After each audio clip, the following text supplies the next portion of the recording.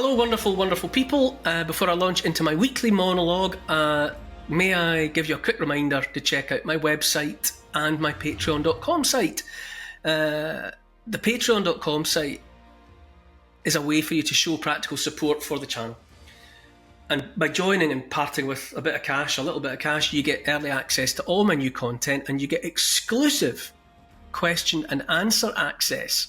You get to see me taking and listening to and answering questions every week. You also get exclusive access to the odd competition. We've got one underway at the moment, as it happens. It's a great site, so come along and you'll make it better by adding yourself into the mix. Okay, let's monologue.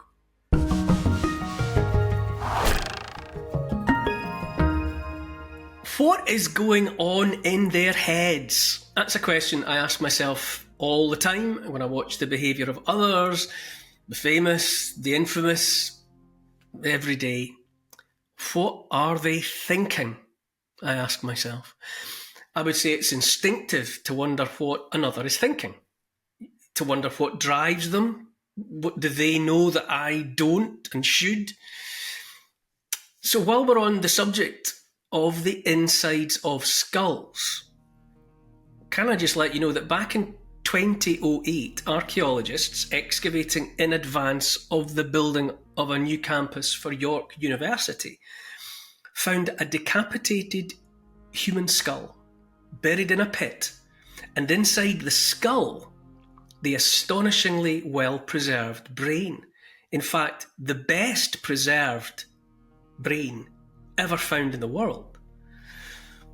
The man to whom it once belonged, and it was a man, aged somewhere between his mid-20s and mid-40s, was, according to the archaeologists, likely executed or even ritually murdered around 2,500, 2,600 years ago, which is during the Iron Age.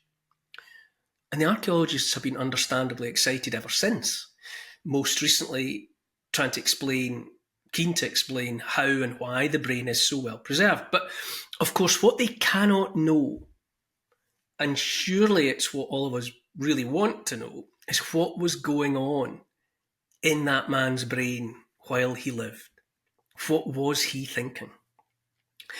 I think about all of this, and more pertinently, I notice how the powerful nowadays, the technocrats, are moving ever closer to effectively looking inside our heads while we're still alive, indulging themselves in knowing more about our private thoughts than we do ourselves. The sci-fi stuff is well underway, apparently. Elon Musk and his Neuralink, the chip under the skin. The World Economic Forum, Klaus Schwab and his acolyte Yuval Noah Harari, talking glibly about human beings as hackable animals, about how it'll soon be possible, actually easy, to know what's going on inside every one of our heads, all at the same time, in real time.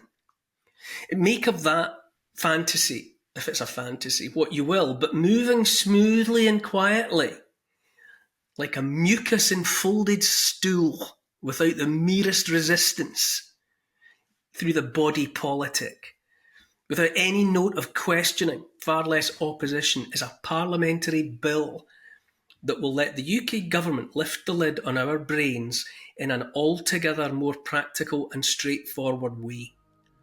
I'm talking here about the Data Use and Access Bill, already all but through the parliamentary process, bar the shouting, which enables the government to access our private data. Data, by some metrics, is now the world's most valuable commodity. Better than gold, better than oil, better than Bitcoin or any other cryptocurrency, ready for sale or available for gratis to anyone that wants it. Now, data refers to all sorts, of course. Medical records, private medical records, maybe the use you make of energy via your smart meter, your dealings with HMRC, which is, Inland Revenue for those watching elsewhere than the UK, your dealings with financial entities like banks, whatever? What about the stuff you like to look at online? What about comments you make about what you see and hear? About people you watch and listen to? Comments you make about people that you've made plain you don't care for? The residue left behind by what you buy? All of that and more besides is to be laid bare to the government and to anyone they choose to share it with. It's also backdated, so that it's not just about what you do after the bill is passed into law, but it allows them to pry into everything you did in the past as well. Woven throughout is the notion they like to call consent fatigue. It's good, that, isn't it? Consent fatigue. The thinking being that poor old you is tired out of clicking buttons about whether you consent to this or consent to that. And so, don't you worry your pretty little heads about consent any longer, because your right to consent or not is being swept away too. They sell the idea, the technocrats and their puppeticians, as though it's for our benefit, don't they always? An opportunity for all, the greater good. And of course, by now that language ought to make every rational person hearing it look 180 degrees in the other direction. If they say our benefit, they mean their benefit. If they say for all, they mean only for them. There's no doubting the potential presented by all the data. More and more of it being generated every moment of every day by every single one of us. All of it available to be analysed by artificial intelligence until the straw of the raw material is transformed into the gold of knowledge and insight. Increasingly, decisions about you, about your health, let's say, about what seem to be your political or sexual preferences, will be automated. Decisions will be made about all of that. Conclusions drawn about more of that by more AI bots, with minimal, if any, human oversight or involvement. If the technocrats and the powers that ought not to be really genuinely had it in mind to use data to make the world a better place, give the devil his due, then there might be a hypothetical good to be excavated truffle-like somewhere. That said, not the least of it is the fact it's our data. It's about us. It's created by us, one way or another. And in any just and fair, equitable world, it would be seen and understood to be ours. We would retain ownership of our data at all times. And if there was benefit, commercial or financial benefit, or any benefit to be had from sharing or trading that data, then that benefit would be ours as well. But of course, the truth of that is 180 degrees in the opposite direction as well. The technocrat, oligarchic, billionaire, philanthropath, parasite class is by nature the very worst at sharing. These are the people who will not share. If a thing is worth having, they want all of it for themselves alone.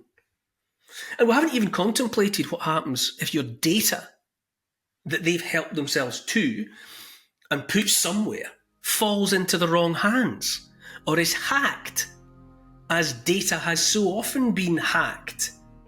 Data like NHS records, for instance, in the oh-so-recent past. But by now, the threat of real harm, and I'm not kidding when I say real harm, is so much worse. Just think about biometric data based on automated recognition of your iris or whatever. Facial recognition. And goodness knows what else. The way you walk, I don't know. The carbon dioxide you exhale. Heaven only knows. All of it, all of that data controlled not by you, but by whatever horror show is the government of the day and whomever they choose to hand your data to.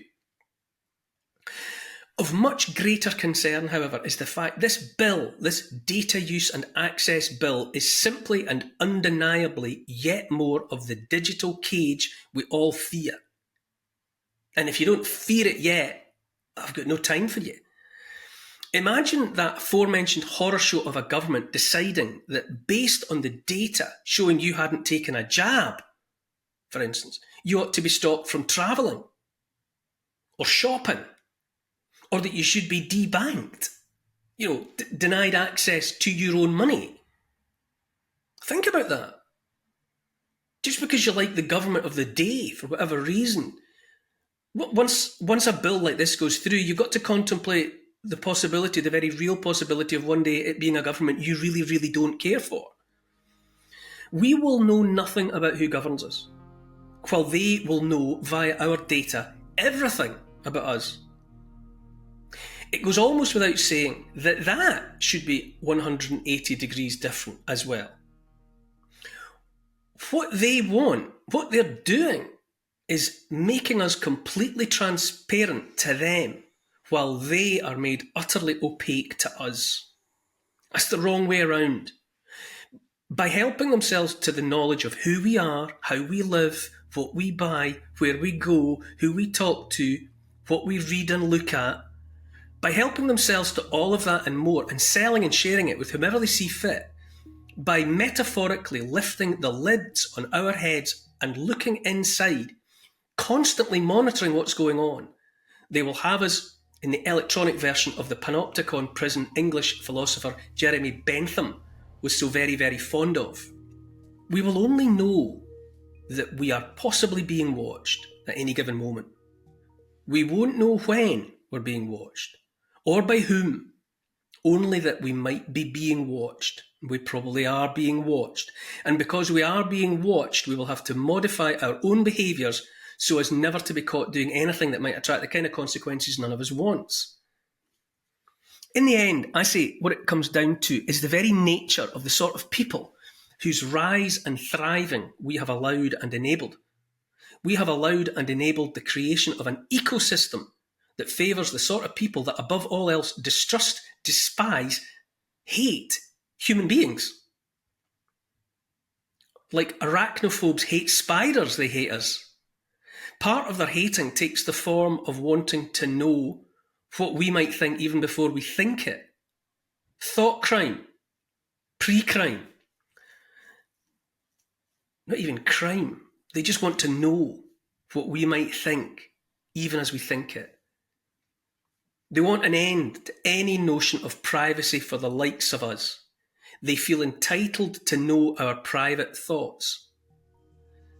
Not only, but also, Apple Corporation, whatever, has already caved to British government demands to deny British citizens the privacy afforded to customers elsewhere in the world by end-to-end encryption on Apple devices, so that the government may now help themselves to your photos, your messages, your browsing history on the internet. It's every bit as intrusive, as prurient and as invasive as it sounds. This is how the leadership class wants to spend its time. While pensioners shiver, while 1 million and more Ukrainians bleed out on the altar of corporate greed and political corruption, while the Middle East burns, the powers that ought not to be prioritise their ability to look over our shoulders at our phones and computer screens. We live now in the era of the techno eavesdropper and the internet peeping Tom. But above and beyond the prurience and the intrusion into citizens' private lives, they are the anti-humans, and their anti-human agenda in all its forms comes from a place the powerful would prefer to live, which is to say a place where there are fewer of us, a lot fewer, and those few are hobbled as effectively as if they were under lock and key, but without the inconvenience of having to build and staff the actual prisons. The Five Eyes Anglosphere Intelligence Alliance thingamabobbery means, or meant, that while it was problematic to spy on one's own citizens, that's to say, legally problematic to spy on one's own citizens, ethically questionable, if British, United States, Canadian, New Zealand, and Australian governments spied on each other's citizens, not their own, on each other's behalf. And if they then shared what they found out with each other as they saw fit, the ethical and legal problems were sort of murkily solved, brushed under the carpet. Incidentally, out with the Five Eyes, Israel, alone and uniquely on the planet, was privy unilaterally to everything the Five Eyes found out about their own citizens. But that's another story. But with the advent of legislation like the Data Use and Access Bill, the relative niceties of the Five Eyes seems, well, a bit redundant, a bit old hat. The desire of the British government to pry directly into its citizens' privacy has had them throw off any pretence to the contrary. This is, as well, the return via a techno reboot of the kind of public-private partnership that was pioneered by fascism in the 20th century. It's the manifestation of the stakeholder capitalism that so excites Klaus Schwab of the aforementioned WEF, whereby corporates and governments hop into bed together in pursuit of power, profit, and control, untrammelled by the inconvenience of the wants and rights and freedoms of the people.